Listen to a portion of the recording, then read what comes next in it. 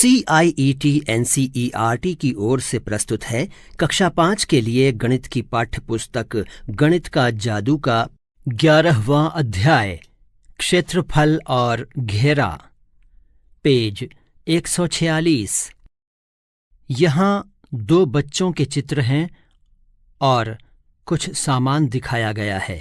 साथ ही यहाँ चित्र में 2 अलग अलग प्रकार के आयत दिए गए हैं। ये पीले रंग में है। आम पापड़। पार्थ और गिनी ने एक दुकान से आम पापड़ खरीदा। उनके टुकड़े कुछ ऐसे थे। टुकड़ा, एक भुजा 5 सेंटीमीटर, दूसरी भुजा 6 सेंटीमीटर। टुकड़ा, एक भुजा 3 सेंटीमीटर, दूसरी भुजा 11 सेंटीमीटर। टुकड़े की लंबाई 6 सेंटीमीटर है, इसलिए इसकी लंबाई में 1 सेंटीमीटर के 6 वर्ग लगाए जा सकते हैं। टुकड़े की चौड़ाई 5 सेंटीमीटर है, इसलिए इसकी चौड़ाई में 1 सेंटीमीटर के 5 वर्ग लगाए जा सकते हैं। पेज 147। इस पर कुल कितने वर्ग बनाए जा सकते हैं? खाली जगह। इसलिए टुकड़े का क्षेत्रफल बराबर खाली जगह वर्ग सेंटीमीटर। टुकड़ा। यहाँ एक चिड़िया दिखाई गई है। सारे वर्ग गिनना तो बेवकूफ़ी है, बस गुणा करो। इसी तरह टुकड़े का क्षेत्रफल पता करो। किसका टुकड़ा ज्यादा बड़ा है? कितना ज्यादा? डाक टिकट से ढको। इस डाक टिकट का क्षेत्रफल 4 वर्ग सेंटीमीटर है। अंदाजा लगाओ इस बड़ी आयत को ढकने के लिए ऐसे कितने डाक टिकट चाहिए। यहाँ एक आकृति दिखाई गई है, उस पर एक डाक टिकट लगा है। बच्चों को इसके लिए प्रेरित करें कि वे पहले क्षेत्रफल की तुलना करने के अलग अलग तरीकों पर चर्चा करें, जैसे कि अलग अलग टोकनों, डाक टिकट आदि के उपयोग से। कक्षा 4 में उन्होंने खाने गिनकर अनियमित अर्थात इर्रेगुलर आकृतियों की तुलना की थी। आयतों के लिए वे भुजाएं नाप कर देख सकते हैं कि 1 सेंटीमीटर भुजा के कितने वर्ग उसमें फिट हो सकते हैं। Page number 148। अपने अंदाजे की जांच करो। पीली आयत को मापो। यह खाली जगह सेंटीमीटर लंबी है। इसकी लंबाई में कितने डाक टिकट लगाए जा सकते हैं? खाली जगह। आयत की चौड़ाई कितनी है? खाली जगह सेंटीमीटर। इसकी चौड़ाई में कितने डाक टिकट लगाए जा सकते हैं? खाली जगह। पूरी आयत को ढकने के लिए कितने डाक टिकटों की जरूरत पड़ेगी? खाली जगह। तुम्हारा अंदाजा कितना सही था? चर्चा करो। आयत का कुल क्षेत्रफल कितना है? खाली जगह वर्ग सेंटीमीटर। आयत का परिमाप क्या है? खाली जगह सेंटीमीटर। अभ्यास का समय। अरबाज ने अपनी रसोई के फर्श पर हरी वर्गाकार टाइलें लगवाने की सोची है। टाइल का हर किनारा 10 सेंटीमीटर का है। उसकी रसोई 220 सेंटीमीटर लंबी और 180 सेंटीमीटर चौड़ी है। उसे कितनी टाइलों की जरूरत पड़ेगी? यहाँ एक टाइल दिखाई गई है और एक बच्चा दिखाया गया है। एक वर्गाकार बगीचे की बाड़ की लंबाई 20 मीटर है। बगीचे की एक साइड कितनी लंबी होगी? 20 सेंटीमीटर लंबे एक पतले तार से एक आयत बनाई गई है। अगर आयत की चौड़ाई 4 सेंटीमीटर है तो उसकी लंबाई कितनी होगी? अनुमान लगाने और जांचने की गतिविधि अन्य वस्तुओं की मदद से कक्षा में ही की जा सकती है। उदाहरण के लिए गणित की किताब पर कितने पोस्ट कार्ड रखे जा सकते हैं, कितने चार्टों से कक्षा की दीवारें ढक जाएंगी आदि। छात्रों से कहें कि वे जहां तक हो सके चीजों पर टाइलें लगाकर अपने अनुमान को चेक करें। एक बार वे अनुमान लगाना सीख जाएं और उत्तर के आसपास पहुंचने लगें, तब उनसे कहें कि वे वर्ग सेंटीमीटर में अनुमान लगाएं। पेज 149। एक चौकोर कैरमबोर्ड का परिमाप 320 सेंटीमीटर है। उसका क्षेत्रफल कितना है? इस तिकोनी टाइल जैसी कितनी टाइलें सफेद डिजाइन में समा सकती हैं? यह तिकोन सेंटीमीटर वर्ग का आधा है। डिज़ाइन का क्षेत्रफल बराबर खाली जगह वर्ग सेंटीमीटर। यहाँ एक डिज़ाइन बनाया गया है। 4 और 6 वर्ग सेंटीमीटर क्षेत्रफल वाले अपने डिज़ाइन बनाओ। सान्या, आरुषि, मानव और कबीर ने ग्रीटिंग कार्ड बनाए। नीचे दी गई कार्डों की तालिका को पूरा करो। यहाँ कुछ बच्चे हाथों में कार्ड लिए हुए हैं। यहाँ एक तालिका दी गई है जिसमें किसका कार्ड, लंबाई, चौड़ाई, परिमाप और क्षेत्रफल ये दिया गया है। सान्या का कार्ड 10 सेंटीमीटर लंबा, 8 सेंटीमीटर चौड़ा। इसका परिमाप और क्षेत्रफल आपको लिखना है। इसी प्रकार से आगे भी हल कीजिए। मानव 11 सेंटीमीटर लंबाई, परिमाप 44 सेंटीमीटर, चौड़ाई और क्षेत्रफल आपको लिखना है। आरुषि चौड़ाई 8 सेंटीमीटर, क्षेत्रफल 80 वर्ग सेंटीमीटर, लंबाई और परिमाप आपको लिखना है।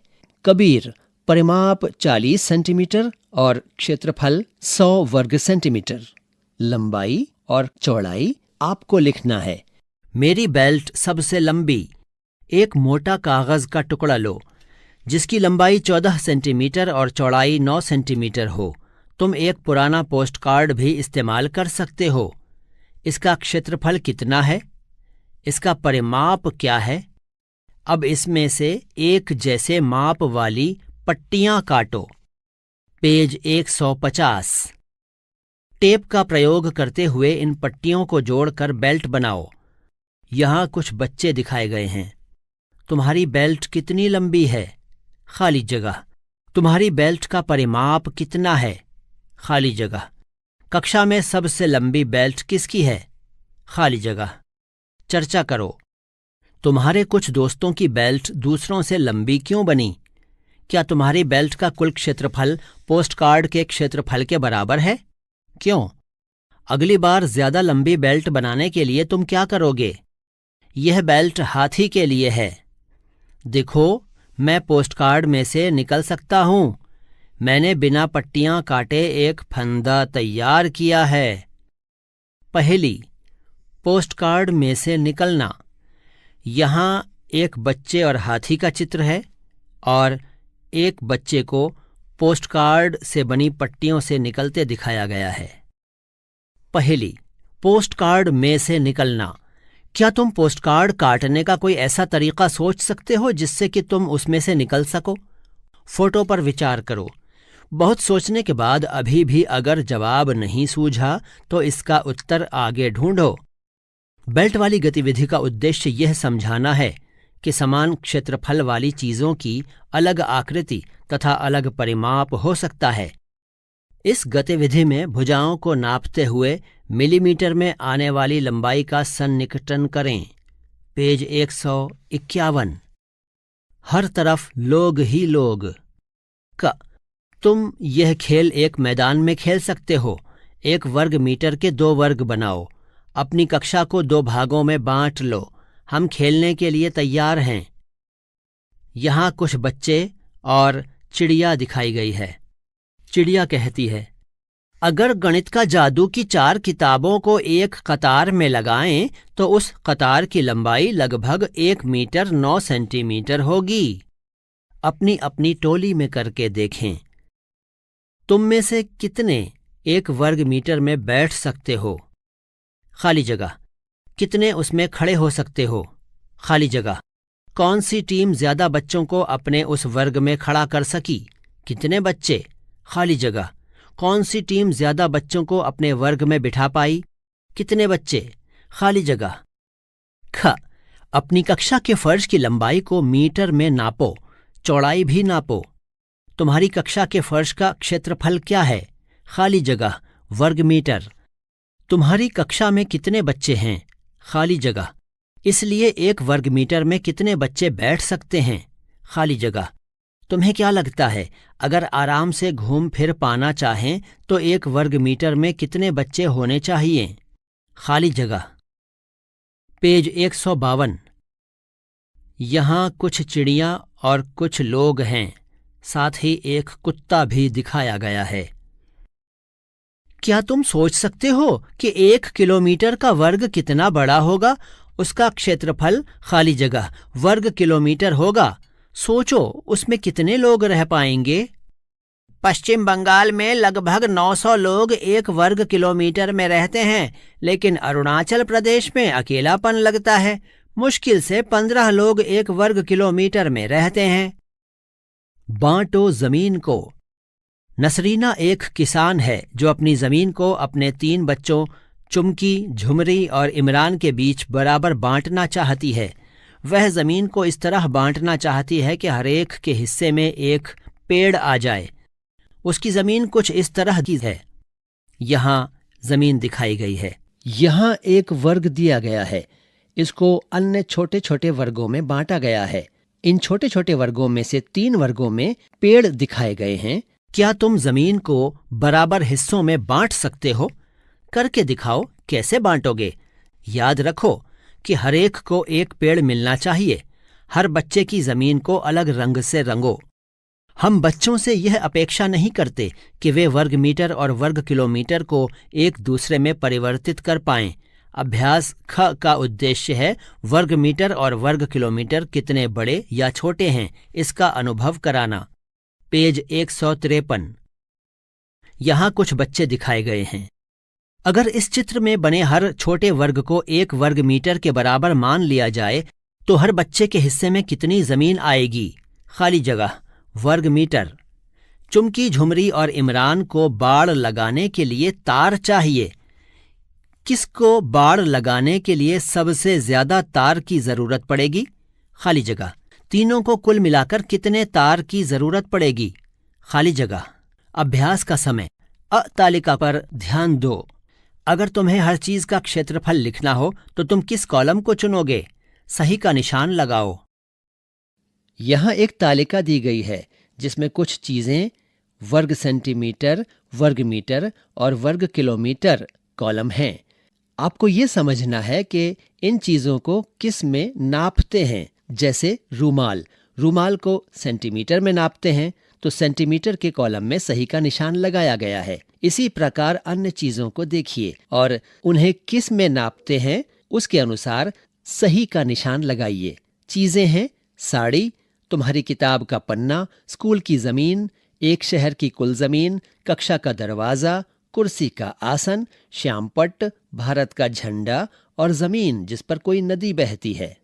पेज 154। ब 9 वर्ग सेंटीमीटर का एक वर्ग बनाओ। उस पर ए लिखो। एक और वर्ग बनाओ जिसका किनारा पहले से 2 गुना हो। उस पर बी लिखो। यहां एक बच्ची दिखाई गई है जिसके पास 2 वर्ग हैं। एक पर ए लिखा है, दूसरे पर बी लिखा है। उत्तर 2। 1 वर्ग ए का परिमाप खाली जगह सेंटीमीटर है। 2 वर्ग बी की एक भुजा अर्थात साइड खाली जगह सेंटीमीटर है। 3 वर्ग बी का क्षेत्रफल खाली जगह वर्ग सेंटीमीटर है। 4 वर्ग बी का क्षेत्रफल वर्ग ए से खाली जगह गुना ज्यादा है। 5 वर्ग बी का परिमाप खाली जगह सेंटीमीटर है। 6 वर्ग बी का परिमाप वर्ग ए से खाली जगह गुना ज्यादा है। उत्तर पोस्ट कार्ड में से निकलना। पृष्ठ 150। यहाँ एक पोस्ट कार्ड को इस तरह से काटा गया है कि उसमें से कोई व्यक्ति निकल सके। एक पोस्ट कार्ड पर इस तरह रेखाएं बनाओ। 2 पोस्ट कार्ड को केवल रेखाओं पर से काटो। 3 तो क्या तुम इसमें से निकल सकते हो? क्या तुम्हें इस फंदे का क्षेत्रफल पता है? 4 वर्ग बी का क्षेत्रफल वर्ग ए से खाली जगह। पेज 155। धागे का खेल। एक 15 सेंटीमीटर लंबा धागा लो। इस कागज पर उसके कोनों को मिलाकर अलग अलग आकृतियां बनाओ। यहां कुछ वर्ग दिए गए हैं और एक बच्चा भी है जिसके पास एक धागा है। किस आकृति का क्षेत्रफल सबसे बड़ा है? कितना है? खाली जगह। उस आकृति का परिमाप कितना है? खाली जगह। ख, किस आकृति का क्षेत्रफल सबसे छोटा है? कितना है? खाली जगह। उस आकृति का परिमाप कितना है? खाली जगह। एक त्रिभुज, वर्ग, आयत और वृत्त बनाओ। पता करो कि किस आकृति का क्षेत्रफल सबसे बड़ा है और किसका सबसे छोटा। पेज 156। चिड़ियों को बचाओ। गांव के किनारे 2 सुंदर तालाब हैं। इन दोनों ही तालाबों में लोग नौका विहार करने और पिकनिक के लिए आते हैं।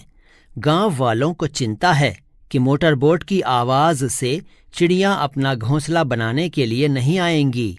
गांव की पंचायत चाहती है कि सिर्फ एक तालाब में ही नावों को चलाया जाए और दूसरे तालाब को चिड़ियों के लिए सुरक्षित रखा जाए।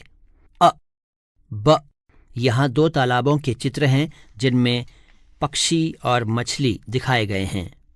इस चित्र में 1 सेंटीमीटर जमीन पर 1 किलोमीटर के बराबर है। क, चित्र में तालाब अ के घेरे की लंबाई कितने सेंटीमीटर है? खाली जगह। धागे का उपयोग करो। ख, चित्र में तालाब ब के घेरे की लंबाई कितनी है? ग, जमीन पर तालाब अ का घेरा कितने किलोमीटर लंबा है? घ, जमीन पर तालाब ब का घेरा कितने किलोमीटर लंबा है? अंग, ज्यादा लंबे किनारे वाला तालाब ज्यादा चिड़ियों को अंडे देने में सहायता करता है। कौन सा तालाब चिड़ियों के लिए बचाकर रखा जाए? किस तालाब को मोटर बोट चलाने के लिए सुरक्षित रखना चाहिए? Page number 157। च, पता करो कि चित्र में तालाब ब का क्षेत्रफल वर्ग सेंटीमीटर में कितना है। इसका असली क्षेत्रफल कितने वर्ग किलोमीटर है? राजा की कहानी। एक राजा अपने बढ़ई चेगू और अनार से बहुत खुश था। उन्होंने राजा के लिए एक बहुत बड़ा और सुंदर पलंग बनाया। खुश होकर राजा चेगू को कुछ भूमि देना चाहता था और कुछ सोना अनार को। चेगू, जितनी जमीन इस 100 मीटर तार से घेर सको वह तुम्हारी है। राजा सिंहासन पर बैठा दिखाया गया है। चेगू बहुत खुश था। उसने 100 मीटर तार लिया और अलग अलग आयतें बनाईं। उसने 10 मीटर गुणा 40 मीटर की आयत बनाई। इसका क्षेत्रफल 400 वर्ग मीटर था। फिर उसने 30 मीटर गुणा 20 मीटर की आयत बनाई। इसका क्षेत्रफल कितना है? क्या यह पहली आयत से ज्यादा है? 100 मीटर तार से वह और कौन सी आयतें बना सकता है? चर्चा करो कि कौन सी आयत का क्षेत्रफल सबसे ज्यादा होगा। यहां चिगू अपनी पत्नी से कह रहा है, वाह, मुझे तो यही जमीन का टुकड़ा चाहिए। इसका क्षेत्रफल 800 वर्ग मीटर है। चेगू की पत्नी ने उसे तार से गोला अर्थात वृत्त बनाने को कहा। वह जानती थी कि इसका क्षेत्रफल 800 वर्ग मीटर है। चेगू ने किसी आयत को क्यों नहीं चुना? समझाओ। राजा कहता है, ठीक है, चेगू ने 800 वर्ग मीटर जमीन ली है। अनार, अब मैं तुम्हें उतना सोने का तार दूंगा जिससे 800 वर्ग मीटर क्षेत्रफल की जमीन का घेरा बना सको। पेज 159। अनार ने अलग अलग तरीकों से 800 वर्ग मीटर जमीन का घेरा बनाने की कोशिश की। उसने अलग अलग आकार की आयतें बनाईं। हर आयत के घेरे की लंबाई पता करो। इन आयतों के लिए उसे कितने सोने का तार मिलेगा? ए 40 मीटर गुणा 20 मीटर। ए के लिए सोने का तार बराबर खाली जगह मीटर। बी 80 मीटर गुणा 10 मीटर।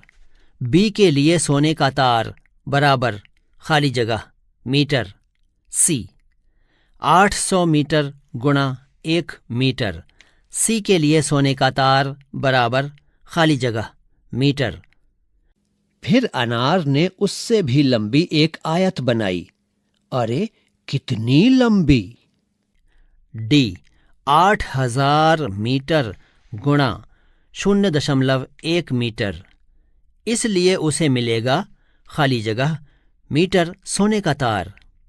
राजा कहता है, ओफो, मैं इतना सोना कैसे दे पाऊंगा? अब समझो कि राजा क्यों बेहोश हो गया। क्या तुम इससे भी लंबे घेरे वाली आयत बना सकते हो? मैंने 1 सेंटीमीटर चौड़ी 80,000 मीटर लंबी आयत बनाई। सोचो कि वह घेरा कितना बड़ा होगा। उतने सोने की तार से तो मैं राजा बन जाऊंगा। इसी के साथ 14 अध्यायों वाली इस पुस्तक का 11वां अध्याय पूरा हुआ।